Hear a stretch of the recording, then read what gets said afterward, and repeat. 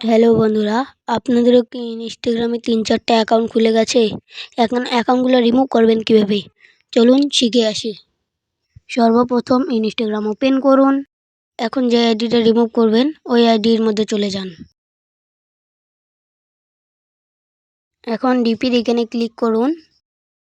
করার পর এইদিকে 3 লাইনস আছে, এই 3 লাইনসের উপর ক্লিক করুন।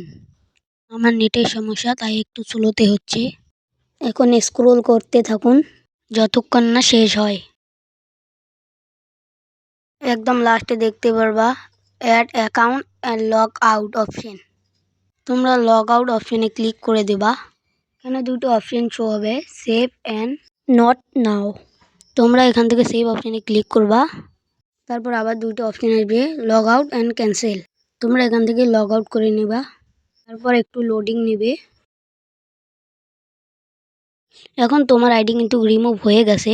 দেখতে পারো এখানে তোমার আইডি আর শো হচ্ছে না।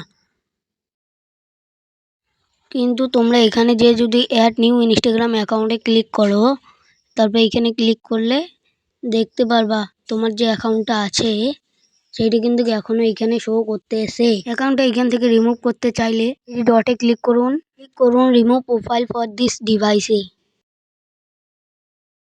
তারপর তোমার এখানে এরকম একটা পেজ চলে আসবে। এখান থেকে তুমি যে আইডিটা রিমুভ করলে ওই আইডিতে রিমুভ অপশনে ক্লিক করুন। তারপর এখানে রিমুভে ক্লিক করুন।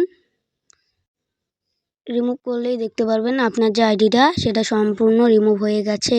ভিডিওটা ভালো লাগলে একটা লাইক আর চ্যানেলটাকে সাবস্ক্রাইব করবেন। ধন্যবাদ।